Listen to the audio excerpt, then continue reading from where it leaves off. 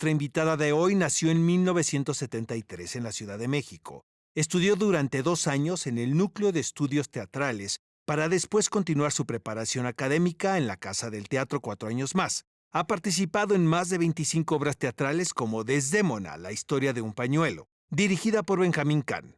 Feliz Nuevo Siglo, Dr. Freud, de Sabina Berman, dirigida por Sandra Félix. Fotografía en la playa, de Emilio Carballido, dirigida por Raúl Quintanilla, por mencionar algunas. Su debut en cine fue con el personaje de Tere en la cinta Hijas de su madre las Buenrostro, dirigida por Bussi Cortés. Desde entonces ha participado en más de 15 largometrajes, destacando la ganadora del León de Oro de la Mostra de Venecia del 2018, Roma, dirigida por Alfonso Cuarón. Esta emprendedora y brillante actriz es también cofundadora de la compañía productora de teatro Incidente. Miembro de una familia con una gran pasión por el teatro y las artes escénicas, esta joven actriz continúa sorprendiéndonos con su talento y entrega. Hoy, en el taller de actores profesionales, tenemos la dicha y el privilegio de platicar con Marina de Tavira. Marina de Tavira, es un placer que nos acompañes en el taller de actores profesionales. Que de repente me preguntabas como María Rojo, ¿no? ¿Por qué no me han invitado al programa? Pensé que nunca me iban a invitar. Que pensás, no soy lo suficientemente profesional para estar en el programa. Sí, exacto. Así de qué es lo que tengo que hacer. La verdad, estábamos pensando en ti desde hace mucho tiempo y qué bueno que finalmente nos acompañas en este espacio porque estamos seguros será un programa muy entretenido considerando tu carrera y tu inteligencia y tu simpatía. No, y me encanta platicar contigo y aquí tenemos más. Porque aparte, cada vez que nos vemos nos agarra la chorcha. Exactamente. Tengo entendido que tu padre quiso estudiar actuación, sin embargo, en ese momento la carrera no era bien vista, o vaya, no se consideraba lo suficientemente profesional para ser la opción de un hombre. Entonces tu padre opta por estudiar leyes. Sí, de hecho sí estuvo en la Escuela de Arte Teatral de Limba, que en aquel entonces estaba en el Centro Cultural del Bosque, creo. Y hay una historia que me cuenta Luis, que mi abuelo entró a sacar a mi papá de una clase.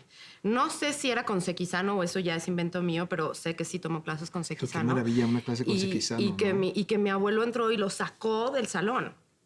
Y la frase que mi papá siempre contaba era que le decía, en mi casa titiriteros no. Era la frase que él siempre contaba, ¿no? Y vaya, qué familia, porque finalmente la gran mayoría se dedica a la actuación. Sí, Titiriteros, como diría tu abuelo. Exacto, perdón. ¿Qué recuerdo tienes de tus abuelos? Él era español. Nació en México porque su papá trabajaba en la embajada, pero después se fue a España, allá creció y cuando vino a México fue durante la Guerra Civil. Era un español abogado, muy culto y muy recto y también duro, ¿no? Era un hombre de enorme disciplina. En su casa no había televisión. Y creo que esa fue una de las razones por las que también toda esta imaginación teatral salió, porque como no tenían tele, siempre tenían que jugar, entrarían 8 hermanos, hombres y 2 mujeres. ¿Estás de acuerdo que cuando suceden estos ámbitos, pues surgen este tipo de fenómenos? El que queremos expresarnos de alguna manera artísticamente, exacto, porque no se nos permite. Claro, ellos a eso jugaban a hacer obras de teatro y luego a hacer películas. Y si le preguntas a Luis, lo dirá, fue mi papá el que tenía la idea del teatro y él dice Luis que él actuaba, dirigía y escribía las obras, ¿no? Oye, pero ¿qué sucede con tu tío Luis de Tavira? Él sí se sale con la suya. Y finalmente estudia dramaturgia y, bueno, después actuación y dirección. Pero ¿por qué él sí pudo hacerlo? ¿Y tu Porque papá? Él entró a la Compañía de Jesús y eso sí sí era aceptado por mis abuelos. Podías estudiar Derecho o ser jesuita. Tengo otro tío que estudió Psicología, pero yo creo que Derecho y Jesuita eran como las carreras que se estaban mejor vistas y permitidas. Exacto. Entonces fue vía la Compañía de Jesús que Luis entró a la carrera de literatura dramática y teatro en la UNAM y ahí fue como finalmente él entró al teatro. Fue vía los jesuitas y la Compañía de Jesús que se dedicó finalmente al teatro. Pero tu papá también terminó haciendo teatro penitenciario, ¿no? O sea, no se dio por vencido. No, nunca lo soltó. La verdad es que nunca lo soltó. Por supuesto que fue precursor del teatro penitenciario. Yo vi de niña muchas obras en distintos reclusorios, incluso en Almoloya. Y también tenía un grupo tenía un salón en la casa que le llamaba el teatro el Salón Bertolt Brecht. Y tenía su propio grupo de teatro donde estaba también Jorge Correa, que ahora es uno de los, bueno, personas y hombres que llevan más tiempo trabajando en el teatro penitenciario. Ya se volvió un ícono. Era parte de su grupo que ensayaban obras en la casa, en las noches. O sea, después de que regresaba de la oficina y toda su vida de funcionario público, hacía teatro en las noches. ¿Qué es lo que más recuerdas de tu infancia? ¿Cuál es el primer pensamiento que llega a tu cabeza cuando se te pregunta sobre esta etapa en tu vida? Jugaba mucho a hacer teatro en ese teatro que estaba en mi casa, que tenía además vestuarios ahí que mi papá llevaba, que no sé dónde sacaba, me los ponía. Recuerdo mucho tiempo pasar en ese espacio jugando. También recuerdo mucho que era mi papá el que me llevaba a las obras que montaba Luis, y que poder entrar atrás del camerino y saludar a los actores y verlos acabando la función era realmente algo que me emocionaba muchísimo. ¿Quiénes fueron tus maestros durante tu paso en el Núcleo de Estudios Teatrales? Mi primer maestro y único maestro ahí, porque fue una estancia de 1 año, 2 meses o algo así, fue Philippe Amand, que tenía 27 años. Philippe Amand, el escenógrafo del teatro. Yo lo que digo que más le aprendí a él fue el amor al teatro y aprender a ver teatro. Y nos mandaba mucho a ver teatro y analizábamos cada detalle. Y bueno, él al haber estado trabajando, él todavía no empezaba su carrera de escenógrafo, estaba empezando apenas, ¿no? Tú has manifestado en algunas entrevistas que consideras que iniciaste tu carrera a los 27 años y eso de alguna manera lo consideras como un obstáculo porque es tarde para ti. Porque también estamos acostumbrados que en este medio de la actuación se estimula desde edad temprana para que empieces a estudiar. No sé si estés tú de acuerdo con esto que estoy diciendo, ¿no? Las cosas son como tienen que ser para cada quien. Y en mi caso lo que pasa es que mis años de formación fueron muy largos. O sea, yo sí terminé la prepa, inmediatamente entré al NET. Lo que pasa es que después entré a Casa del Teatro y en Casa del Teatro estuve 5 años, ¿no? Estudiando. Estudiando. Hice algunas cosas en medio, porque cuando me gradué del NET me gradué con una puesta en escena de Jesús González Dávila de la Fábrica de los Juguetes, ya en el Foro. Y después también, durante mis años de formación en Casa del Teatro, fui alternante de Arcelia Ramírez en Las Mujeres Sabias. Entonces, de alguna manera, estaba teniendo ciertas experiencias profesionales. Tuve propuestas de trabajo, así me ofrecían un protagónico en una telenovela. Y era como... pero tenía que dejar la escuela. Y siempre como que me aferré a la escuela. Y hubo momentos en mi carrera ya más adelante que dije, hice lo correcto, ¿no? Pero ahora estoy convencida de que sí. ¿Te gustaría seguir estudiando? Por ejemplo, de repente escucho muchos actores que dicen, voy a estudiar con Juan Carlos Corazza, ¿no? Este verano a España o irte a Inglaterra, por ejemplo, que tú hablas inglés perfecto. Ahí está esa necesidad todavía de seguir preparándote, esa inquietud. Pues también creo que, mira, Luis me decía mucho que un actor nace y se hace, y que se hace en las tablas como en la escuela. No necesariamente decía tienes que ir a la escuela para convertirte en un gran actor. Pero la mayor parte se gana trabajando. Y yo siento que cada obra de teatro que hago, cada personaje es como... Crecimiento. Es crecimiento y vuelvo a estudiar. Y porque nunca ataco un personaje, una obra desde el mismo lugar. Y siempre tengo que estudiar un nuevo autor. Y ese autor me lleva a otros autores, de otras referencias. Entonces, pues nunca acabas. Claro que en términos de técnica, pero también cada director es un maestro, ¿no? Claro. ¿A quiénes consideras tus maestros entrañables en la época formativa? ¿Quiénes fueron los indispensables para ti? Híjole, tuve muchísima suerte. El primero fue Philippe y fue muy importante. Por supuesto, Luis de Tavira, Rogelio Luébano, que en paz descanse, adorado. José Caballero, Raúl Quintanilla. Ya luego son mis directores, ¿no? Que yo los considero a todos mis maestros también. David Evia, Enrique Singer. Fuiste mamá muy joven. No, no fui tan joven, mamá. Entonces eres No. tragaños. No, ya me tardé. ¿Te tocaba ya entonces, crees Ya, tú? sí. Lo que voy es esto. ¿Crees que el ser madre es un instrumento particular en el proceso creativo para una actriz? Sí, definitivamente. Yo tenía miedo, la verdad. Me pasé todo el embarazo pensando cómo le iba a hacer para recuperar mi trabajo como actriz. Me obsesionaba. Y me acuerdo que Laura Almela, actriz que admiro y quiero muchísimo y es maestra de vida también, me dijo, no te angusties, vas a ser mejor actriz. Y la verdad es que a partir de que fui mamá, tengo menos tiempo, pero lo aprovecho más para estudiar, para hasta memorizar, porque memorizo en la fila de la escuela. Pero me han llegado personajes increíbles. La verdad es que la maternidad me ha regalado personajes maravillosos. ¿En algún momento has pensado en renunciar a la actuación? No, en ninguno. A veces que quiero una vida más tranquila y que yo creo que muchos soñamos que sí que quiero vivir en la playa o que sí. Pero no, yo creo que me muero, la verdad. Marina, ¿qué consejo le darías a cualquier chica o chico que nos están viendo en este momento en pantalla y que quisieran dedicarse a la actuación? ¿Qué les dirías? Pues en muchas ocasiones he dicho que estudien, ¿no? Pero yo ahorita, viendo cómo están los tiempos, que no se confundan, como que estos tiempos del Instagram y todas estas redes sociales, que yo no empecé a ser actriz con todo esto, ¿no? Y entiendo que es el mundo como es ahora y así es.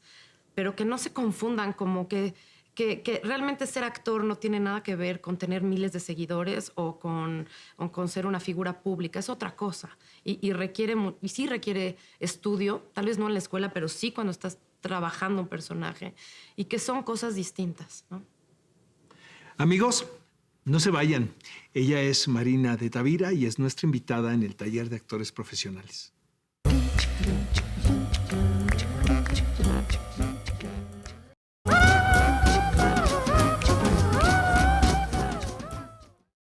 Amigos, esto es el taller de actores profesionales. Nuestra invitada es Marina de Tavira. Marina, ¿cuándo fue la primera vez que dijiste soy actriz? Híjole, la verdad te tengo que decir algo. Siempre me digo a mí misma, esto es lo que más me gusta. No podría ser otra cosa, como te dije hace un momento, pero me cuesta mucho trabajo decir soy actriz. Muchas veces me dicen, ¿qué haces en la vida? Yo digo, hago teatro, ¿no? Como que el formular el soy actriz es complejo, pero te puedo decir que hubo un momento donde dije, estoy haciendo lo que quería y es una realidad. Y fue en Las Gracias de Feliz Nuevo Siglo de Dr. Freud, que fue una obra que tuvo muchísimo éxito. Siempre estaba lleno el teatro. Y recuerdo un momento dado de haberme visto así, con la mano, con Ricardo Blume de un lado, Lisa Owen de otro, y estar dando las gracias y decir, pues sí está haciendo mi vida lo que soñé que fuera. Trabajaste muchísimo en cortometrajes del CUEC y del CCC antes de dar tu paso al cine de largometraje o al cine comercial, por ponerle, ¿no? una etiqueta a esto. Pero, ¿cómo fue tu encuentro con la cámara, con todo ese bagaje que tenías y ese entrenamiento en la escena? Siendo, como dices tú, una actriz de teatro. Sí. ¿No? ¿Encontraste algo ajeno en ese proceso, en ese encuentro, o lo sentiste natural y orgánico? Pues creo que es algo que más bien ha sido un proceso largo en el que he ido entendiendo la diferencia de la proyección, que no tiene nada que ver, ¿no? Exacto. Y es algo que no te puedo decir que lo entendí la primera vez, en la primera película. Lo he ido procesando hasta llegar hasta esta última experiencia cinematográfica que tuve, que fue como donde más lo pude entender. Pero porque, pues como sabemos, el teatro tienes que llegar, aunque sea un teatro de cámara, nunca va a ser la misma proyección. Lo que uno va entendiendo es que en el cine a veces basta con pensarlo. No tienes que tener la intención de proyectarlo, pero ha sido un proceso, irlo poco a poco entendiendo. En el 2006, Marina, interpretas el personaje de Marina en una película titulada Efectos Secundarios. Sí. Esta película es dirigida por Isa López.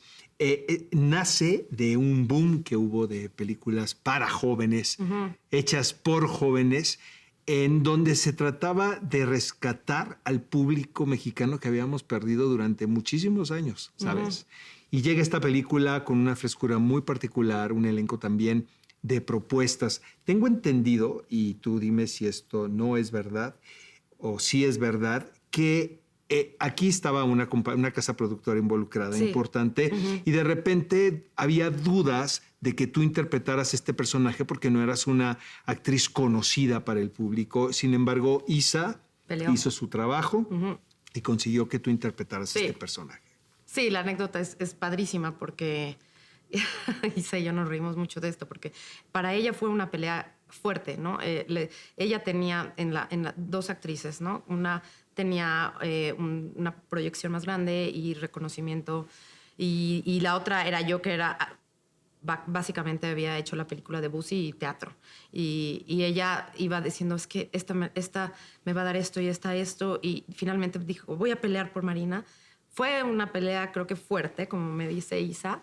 Y cuando finalmente me habla por teléfono para decirme, me dice, yo estaba esperando que brincaras de emoción. Te estaba yo regalando protagónico mi bebé. Y yo le dije... pero tengo que dar clases en la Casa del Teatro los martes y los jueves, porque yo acababa de entrar a dar clases en Casa del Teatro y para mí eso también era como un compromiso muy grande, fuerte. claro.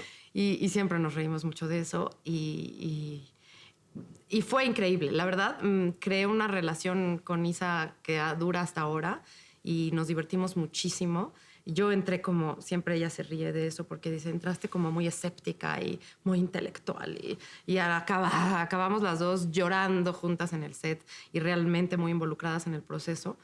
Y lo que ha sido muy bonito de esa película es que se ha vuelto un poco como medio de culto en su pequeño nicho, porque como es esta historia de la edad, ¿no? De llegar a una edad determinada, pues siempre Es hay dar alguien el que está paso a la llegando adultez, tarde o a los temprano. 30 Sí, años. exacto. Y siempre hay alguien que está cumpliendo 30 años. Entonces siempre hay alguien que se me acerca y me dice que la acaba de ver y que... Entonces, Es una película para ahí está. treintañeros, ¿estás de acuerdo? Exacto. Oye, en el 2008 trabajas con Mariana Chenillo en 5 días sin hora. Es muy particular esto, Marina, porque ahora obviamente estamos hablando de un periodo muy importante del empoderamiento femenino y de que termina una época, empieza otra para las mujeres. Y también en este espacio se ha discutido mucho las escasas oportunidades que había para mujeres directores de cine, para directoras de cine. Y sin embargo, haces 2 películas que no creo que haya sido coincidencia, ¿sabes? Con mujeres temperamentales aparte, ¿no? Que tienen una visión. Mariana estuvo aquí, nos platicó Sí. de 5 días sin hora, ¿no? Sí, con Mariana la historia también es muy bonita porque nos conocemos desde niñas. Fuimos al kinder juntas. Y después, cuando ella entró al CCC, hice su primer cortometraje, que era una escena basada en Fresa y Chocolate, la película cubana. Sí, sí, sí. Y después me invita a esta película que es algo que tiene que ver con su historia, con su abuela. Es una historia muy personal y pues a mí me encantó hacerlo. La verdad, es un personaje que está poco en la película, pero que es importante, es Nora. Y es muy hermoso. Y además también ya había trabajado con Mariana como asistente de dirección de Ignacio Ortiz. Y sí, tiene poder y tiene fuerza y carácter. Y me encanta verla así porque la conocí de mocosa, pues. Marina, vamos a platicar de un proyecto muy interesante que vimos el año pasado titulado Ana y Bruno. Es una película muy particular porque es una película animada. Yo me atrevería a decir que es la mejor película animada mexicana en la historia. Muy conmovedora, Sí. una película aparentemente para niños, pero no tanto, y sobre todo un trabajo muy estimulante para el espectador, dirigido por Carlos Carrera. ¿Cómo llegaste a este proyecto y qué piensas de Ana y Bruno? Pues llegué por un casting, me invitó Natalia Beristain, que gracias Natalia, porque soy muy feliz de haber estado en esa película. Y yo la verdad salí de ese casting y dije, lo hice horrible, no me van a llamar jamás. Así cuando me llamaron no lo podía creer. Y este es el primer trabajo que yo te decía hace un momento, que la maternidad me trajo uno de los personajes más bellos de mi carrera. Este fue el primero, ¿no? Que es una mamá y yo acababa de ser mamá porque, como sabes, la película, la parte de las voces y todo se hizo muchísimos años antes de que se estrenara ahora la película. Y fue maravilloso. Me moría de ganas de trabajar con Carlos Carrera desde La mujer de Benjamín. Y estaba nerviosa. Es un reparto increíble. tiene actorazos ahí. Damián Alcázar, es lo único que he hecho con Damián Alcázar. Vamos a hablar de un capítulo muy importante en tu carrera y estoy seguro que van a pasar los años, Marina, y vamos a seguir hablando de Roma. ¿Cómo te quedaste en este personaje? Tengo entendido que todo fue discreción, ¿no? Extrema. Finalmente, Alfonso estaba buscando a la actriz que iba a interpretar a su madre. ¿Estás de acuerdo? Fue un proceso largo. La verdad es que del primer casting que hice con Luis Rosales a cuando me llamaron a hacer un callback, yo ya ni pensaba en eso, ya ni me acordaba. Porque además ya cuando hice la primera audición ni siquiera sabía quién iba a ser el director. Y yo tengo como regla que salgo de un casting y me olvido. Te desconectas por completo. Porque si no, genera mucha ansiedad. Esa es la peor parte de ser actor, los castings. Bueno, yo por lo menos, para mí, son horribles. Entonces trato de salir de ahí, me subo al coche y trato de no pensar en nada, en nunca más en ello. Entonces cuando me hablaron para hacer un callback, que además de algo que ni me acordaba bien qué era, porque no sabía, yo supe que la iba a dirigir Alfonso hasta el final del proceso. A ver, sácanos de una duda. Tengo entendido que propiamente no había un guión, no existía un libreto. Y Alfonso estimulaba mucho la improvisación durante el rodaje.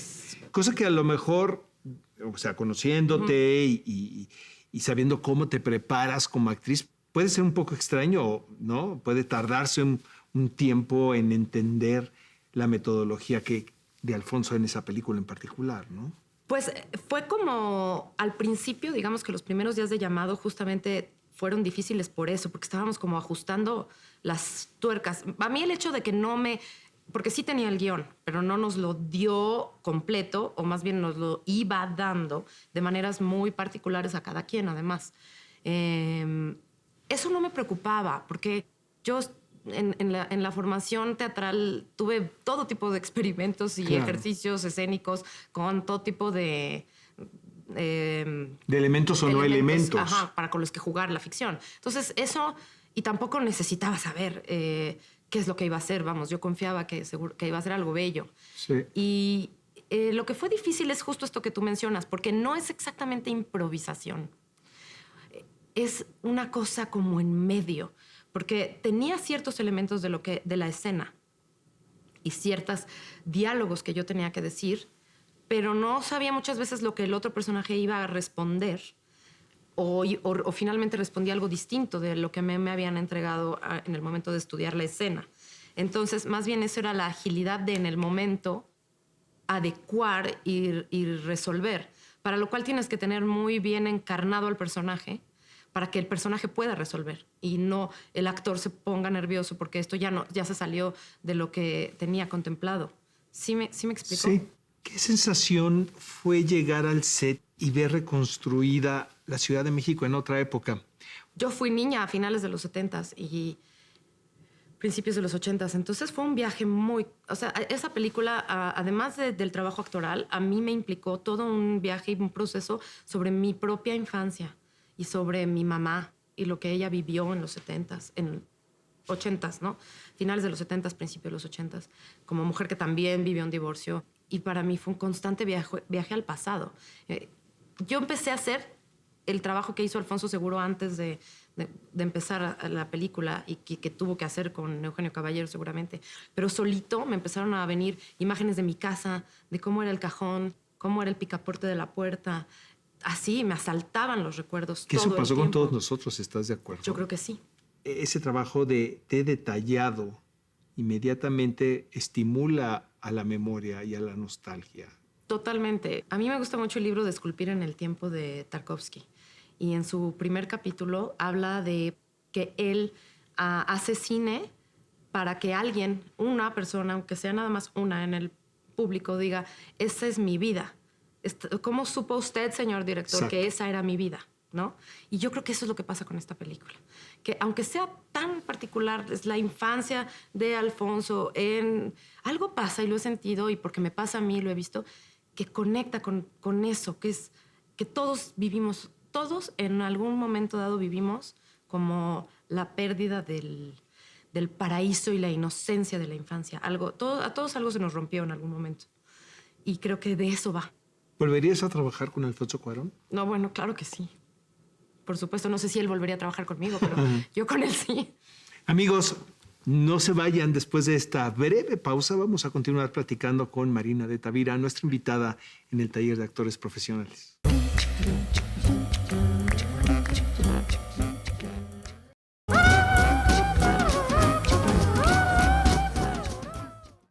Amigos, esto es el taller de actores profesionales. Nuestra invitada es Marina de Tavira. Marina, ¿qué significa el rigor en la actuación?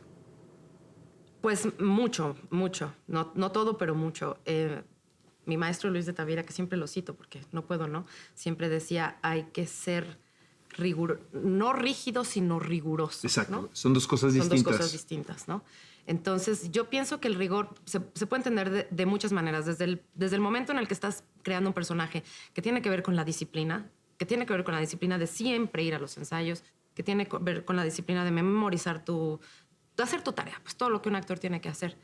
Pero después también en escena, yo creo mucho en el rigor de lo que ya ensayaste, en crecer un personaje a partir de lo ya ensayado. No en el cambio, en el estar cambiando o jugando para sentirlo nuevo. Uh-huh. O sea, yo creo que creces con el rigor de ajustarte a el sometimiento a la técnica es como la puerta para la libertad. Totalmente de acuerdo contigo. Y partiendo de ahí, puedes jugar. Exacto, porque siempre... O sea, pero tiene que haber un elemento completamente sólido que tiene que ver con la técnica. Exacto, exacto. ¿Cómo explicarías tú o cómo defines la confrontación de la actriz con el público? ¿Qué sucede cuando estás en el teatro y se da esa comunicación a la que todos sí, ¿no? abogamos y esperamos y suplicamos entre la audiencia y el intérprete? Hay una comunicación muy particular y una energía que se sucede.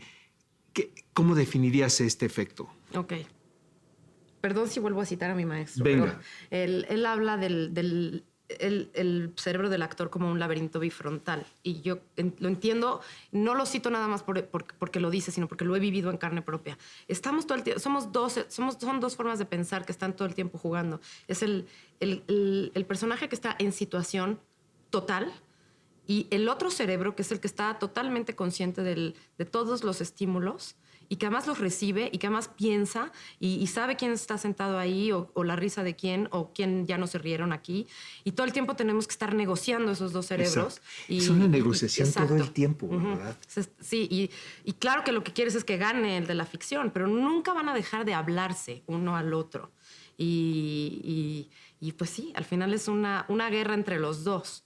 Y también una retroalimentación, no siempre es una guerra. De repente gana una parte y luego gana la otra, ¿estás de acuerdo? Sí. Pero también está ahí está la belleza del momento y la belleza del teatro per se. Sí, yo me acuerdo cuando empezaba mis estudios creía que no estaba en situación porque no lograba dejar de pensar en eso y que tenía que dejar de pensar en el afuera o en esa otra realidad que no era la realidad de la ficción. Hasta que un día me entendí, es que eso no va a pasar jamás, ¿no? Están las dos presentes todo el tiempo.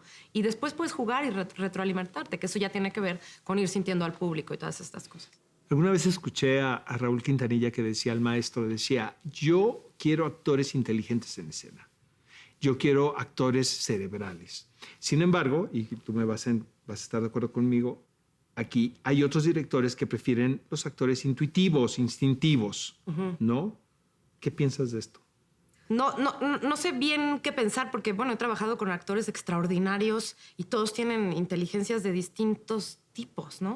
Existe la inteligencia emocional y ves actores que barbaridad, o sea, que entran a situación inmediatamente. Y a lo mejor sí, a la hora de analizar un texto no van a ser los más elocuentes, pero es otro tipo de inteligencia, o hay otros que tienen las dos. Y luego el otro, el que puede ser muy analítico y maravilloso, intelectual, y a la hora de entrar en situación nada más no conecta. Pero, no sé, a mí la verdad es que me fascina también pensar las cosas y analizar los contextos. Y me gusta mucho también esa otra parte del trabajo del actor. Decía Sharon Stone en una entrevista que ella admiraba en una película que hizo con Leonardo DiCaprio, cuando Leonardo DiCaprio era un jovencito, la rapidez con la que entraba el actor en situación, que podía estar incluso distraído y al 3-2 estar completamente en personaje. Sí. Que fue cuando ella entendió que no era una intérprete así. Dice, yo tengo que estudiar mucho, ¿sabes? Sí. Para poder llegar a ese momento, sin demeritar y sin decir que uno tiene más o menos talento. Por supuesto, yo también lo he visto y yo necesito tener ya esto me refiero al momento de actuar, ya no el trabajo anterior y de estudio, sí necesito un tiempo. Yo necesito un tiempo para en conectar con el estado de alma que yo le llamo, ¿no? Sí, a veces puede ser más o menos, pero a mí no me pasa así. O sea, yo necesito trabajarlo, pues. Interpretar a un personaje es convertirse en otra persona o ser de otra manera uno mismo. Las dos cosas, yo creo. Yo creo que siempre estamos yendo en paralelo, ¿no? Evidentemente no somos el personaje, porque tiene otras circunstancias, porque tiene otra historia, pero también yo no veo cómo trabajar si no es conmigo y con mis experiencias y con mis emociones. Entonces yo creo que van todo el tiempo de la mano, que son las dos cosas juntas. ¿Te desprendes fácilmente de un personaje después de una función? Los primeros años, cuando terminaba una obra, lloraba por horas en el camerino. Me acaba de volver a pasar en El Río, que la terminé, una obra de Jess Butterwood que acabo de hacer. Pero hacía tiempo que no me pasaba, que ya no lloraba. No me desprendo fácil de los personajes. Y me entiendo a mí misma como corazón de multifamiliar, porque tengo como miles de personitas y sus historias que amo y que ya se quedaron aquí adentro. Te ha tocado interpretar personajes y en el proceso te das cuenta que no cuentas con el bagaje emocional que tú creías que tenías para interpretarlo. ¿Y qué sucede o qué sucedería en una situación así? Me ha tocado interpretar personajes con tonos a los que me cuesta más trabajo acceder, ¿no? Como por ejemplo trabajar El Libertino, que es finalmente una comedia, y entrar en un trabajo de estilo, ¿no? Siento que yo más fácil, según yo, pues que luego cada quien tiene una idea de sí mismo y luego se equivoca, pero según yo, como que entrar más en el realismo me es más fácil que en algo que está más hacia el estilo o hacia la comedia. Y son procesos que finalmente cuestan trabajo. ¿Cómo han alimentado a los personajes tu vida personal, Marina? Pues 100%. Yo siempre hablo de mi vida en términos de qué estaba haciendo en ese momento, ¿no? Era la época de Santa Juana de los Mataderos. Esa era la época de traición, ¿no? Mi vida la voy contando en relación a... Y también cada obra de teatro y cada personaje es un mundo. Por eso te digo que lo del estudio, ¿no? Es siempre aprendes cosas. A mí el teatro y cada personaje me hace leer autores, me abre universos y pues en ese sentido está totalmente ligado mi vida personal al personaje que estoy haciendo. A propósito de eso, ¿hay sensaciones o emociones que solamente hayas experimentado a través de la piel de un personaje? Híjole, seguramente sí, pero como te digo, como siempre están alimentadas de mis propias experiencias. No hay una conciencia tampoco. No, yo creo con que esta se claridad. magnifican, Exacto. como que se magnifican ahí. Y a lo mejor no, tú las viviste en chiquito, pero a la hora de ponerlo en escena se vuelve gigante. Pero tienen que estar conectado con algo de la realidad. O por lo menos con qué de tu realidad se transformaría si te pasara eso que le pasó al personaje, ¿no? ¿Has estado en momentos como actriz donde te das cuenta que probablemente la dirección de tu director no sea la adecuada? Porque tú eres una mujer sumamente inteligente, eso no me queda la menor de las dudas. Y creo que también puedes ver un proyecto en el aspecto macro, ¿sabes? Es decir, esto va por buen camino o no. Hay otros actores que no, que van y hacen su trabajo y ya. Pero, ¿tú qué piensas cuando dices, caray, creo que estas decisiones creativas que está tomando el director no son las adecuadas? Pues más bien me ha pasado que me ha costado trabajo a veces entender al director, entender qué me está queriendo decir o cuál es lo que él está entendiendo por tono y que me ha costado llegar a esa adecuación. Por ejemplo, yo he hecho 3 puestas en escena con David Evia. La primera fue Bajo el Volcán, basada en la novela de Malcolm Lowry. Y él mismo lo va a decir hacia la última puesta en escena que hicimos, que fue sobre Elena de Troya, Beauty Free Elena, ya nos habíamos entendido. Pero al principio la primera puesta en escena, como que no estaba terminando de entender el tono actoral que estaba buscando. ¿Realizas algún tipo de entrenamiento físico para estar en forma antes de interpretar un personaje o de verte inmersa en un proyecto? Sí, y ha ido cambiando con el tiempo y también es distinto para cada personaje. Y también depende del equipo, porque hay grupos en los que se genera una dinámica en la que calentamos juntos y hay dinámica de concentración y eso es muy importante para el grupo, y hay otros en los que no, y que hay actores que eso no les gusta. Yo creo que cada obra te pone un camino diferente. Y hay obras en las que necesito, por ejemplo, en La Anarquista, pasábamos el texto completo, enterito, antes de cada función, siempre. Y ese era un requerimiento para esa obra en particular, porque si no, no la llegábamos por la dinámica del texto, ese texto en particular. Pero hay otras que no sé, hay otras en las que hasta nos ponemos a bailar en el escenario con una canción determinada. Todas son distintas. ¿En algún momento de tu carrera te resultó difícil desprenderte en particular de un personaje? Ay, sí. Creo que Santa Juana de los Mataderos y también Dora de Feliz Nuevo Siglo, Dr. Freud, y ese en particular porque lo seguía yo oyendo. Es decir, yo dejé ese montaje, pero el montaje siguió. Ajá. Y yo no fui al Julio, ellos estaban en orientación y yo me fui al Julio Castillo. ¿Y seguías escuchando? Y lo escuchaba. Y cuando terminaba Freud, que estaba Mariana Gajá, yo estaba apenas en el intermedio de Santa Juana. Y por mi camerino podía oír el track final y los aplausos del final de Dora, ¿no? Y sí, era pues una sensación muy curiosa, ¿no? Porque se te queda como en la piel y además reaccionas. Para mí oír ese track, o sea, hay una segunda naturaleza pavloviana en la que te quedas como, reaccionas a los estímulos de la obra. Esta es la última pregunta de este bloque, Marina. ¿Cómo se logra mostrar las ambivalencias y las contradicciones de un personaje? Pues eso es lo más interesante de todo, yo creo. Y no es fácil, eso es algo que aprendes a tejer más con el tiempo, yo creo. Como que al principio accedes más a las emociones en bruto y las contradicciones, somos eso, ¿no? Todo el tiempo somos...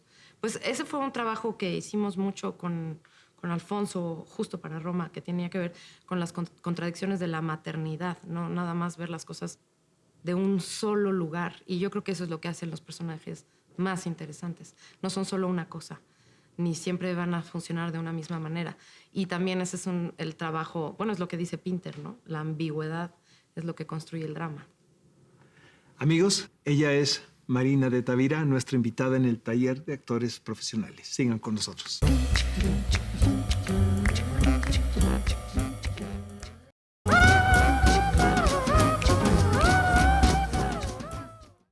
Amigos, estamos de regreso en el taller de actores profesionales. Nuestra invitada es Marina de Tavira. Marina, en algún momento Annette Bening dijo, la actuación va de explorar el alma humana. ¿Qué piensas de esto? Pues que es totalmente así. Comulgo completamente con lo que ella dice. Tiene que ver con el alma propia, la del actor con el que estás trabajando, la del espectador que está viendo, la del dramaturgo. Es decir, al final es una puesta en común de almas. Obviamente he tenido una carrera con altibajos, pero generalizando, es una carrera muy exitosa, Marina, muy admirable. Has hecho lo que has querido y si no te lo has provocado, vaya, si no te lo han ofrecido. ¿A qué le atribuyes el éxito de tu carrera profesional? Pues yo creo que a la persistencia, a la necedad tal vez, y a un amor enorme. Realmente, pues creo que me apantalló desde niña eso que sucedía ahí. Hay un autor en el prólogo a La paradoja del comediante de Diderot que hace Copo, dice, ese secreto mundo del que todos quisiéramos llegar a formar parte. ¿No? Ese mundo del que secretamente todos quisiéramos llegar a formar parte. A mí me llamó desde muy niña y es lo que yo quería. Y pues estarle macheteando hasta que eso se convierta en mi vida, ¿no? ¿Qué es lo que te motiva que todos los días te levantes y vayas a un llamado de alguna película, de una serie de televisión o a un ensayo? Y lo platicábamos eso en Camerinos, ¿no? El de permitirte entrar a estos universos, cuando muchas veces el cuerpo dice no, estoy cansado, Sí. ¿sabes? O hoy no me apetece, pero lo tienes que hacer. Sí. Y ahí está el rigor del cual hablamos, ¿no? Ahí está el rigor y también la maravilla, porque ahí es donde no te vas a dar chance de no estar a la altura. Eso no quiere decir que siempre tengas ganas de ir a dar función.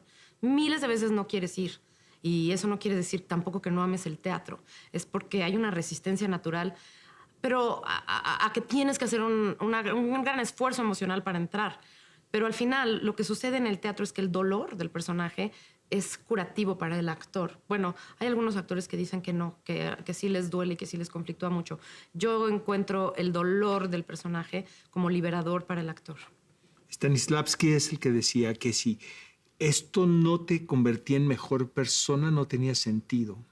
Yo también lo creo. También tengo, en mi formación decían mucho, ser buen actor te tendría que necesariamente hacer ser mejor persona, pero Pero pues, hay excepciones, por ¿estás de supuesto acuerdo? que sí, no sabría bien qué decir al respecto, pero Ajá. lo que sí creo es que el teatro y los personajes están siempre, como decía Annette Bening, indagando en el alma humana. Y si uno se conecta con eso, pues no puede ser más que finalmente te conectes con el ser humano en su totalidad, ¿no?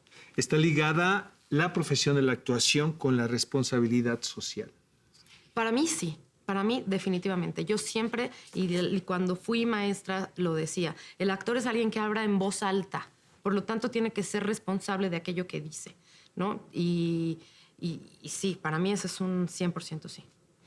Hablábamos hace unos minutos de siempre esta pugna que hay en el personaje del actor, ¿no? Pero también hay una necesidad muy clara que son las necesidades económicas Sí. que tienes que resolver. Sí. Muchas veces quisieras seguir haciendo teatro probablemente en espacios que no te importa incluso no cuántas personas caben en ese teatro en particular, pero también tienes que vivir y hay que pagar la renta. ¿Cómo concilias esto? Pues efectivamente, esa es la realidad. La realidad acota y la coordenada económica estamos todos sujetos a ella, no hay quien se escape. Y bueno, pues ahí uno va malabareando y también cuáles son los niveles de vida que quieres tener y de pronto también hay hijos. En fin, yo creo que es un tanto cuanto. A propósito de eso, Marina, ¿cómo se concilia y cómo se encuentra el equilibrio entre la vida personal y tu profesión? Eres madre de un chico muy inteligente, por cierto, ¿no? Muy hiperactivo también, Sí. ¿no? Muy inteligente, que entiende y tiene sensibilidad para el teatro muy particular. Pues a mí me encanta ser mamá, me gusta, pues, lo disfruto. Entonces, sí, hay muchas cosas que no he hecho y proyectos en los que no he tomado, porque sí quiero dedicarle tiempo a eso también. Y creo mucho en el equilibrio, ¿no? El equilibrio. Stoppard decía que el equilibrio es la felicidad. Entonces, pero eso es algo que uno está buscando todo el tiempo, que no se da, es de trabajo diario. ¿Te resulta complicado o fácil el ser una figura pública? Y con esto me refiero a que últimamente, debido a todo lo que provocó Roma, te vemos no solamente como una figura mediática nacional, sino internacional. Apareciste en Variety, ¿no? Como una de las 10 mejores actores o actrices, ¿no? Del momento, ¿no? Que hay que seguir. Que luego hablamos tú y yo por teléfono. Digo, no sé si estamos cometiendo una indiscreción, pero es que tanto valor le damos a esto, qué tanto se vale creerse esto o no. Pues mira, la verdad es que mi carrera no ha sido una carrera muy mediática y no ha sido parte de mi vida una gran fama o un gran reconocimiento como a grandes escalas. Entonces, no lo busqué y tampoco todavía lo siento. Cuando sucedió este reconocimiento, la verdad es que yo primero ni siquiera entendía bien qué era, es la verdad. No entendía muy bien. Son consecuencias y son que tienen que ver con muchas cosas, que tienen que ver con otras personas con las que trabajaste y quiénes son esas personas. Son momentos de la vida también. No creo, no sé, yo creo que son momentos. ¿Qué te hace falta por hacer, Marina? ¿En qué proyectos te gustaría verte involucrada? Creo que no he hecho alguna puesta en escena que sea del teatro del siglo de oro o del teatro como épico, a pesar de que he trabajado mucho con Luis de Tavira, que es un director muy épico. Personajes shakespearianos. Pero no sé, la verdad, no pienso mucho en qué me falta. Siempre estoy pensando en qué quiero hacer, qué texto, cuál me gusta, pero no, cuando me preguntan a qué aspiro o qué quiero, nunca sé muy bien qué responder. ¿Cuál es tu percepción de este momento en particular, correspondiendo a la situación política que estamos viviendo en el país, que estamos viviendo en el mundo, a las posibilidades que tenemos también como seres de una sociedad o como artistas de tener la información a nuestro alcance, ¿sabes? A través de las redes sociales, del internet. Ahora podemos ver obras de teatro incluso en vivo mientras se suceden en otro lugar, ¿no? ¿Cómo incorporas esto a tu vida y qué es lo que piensas de este momento que estamos viviendo?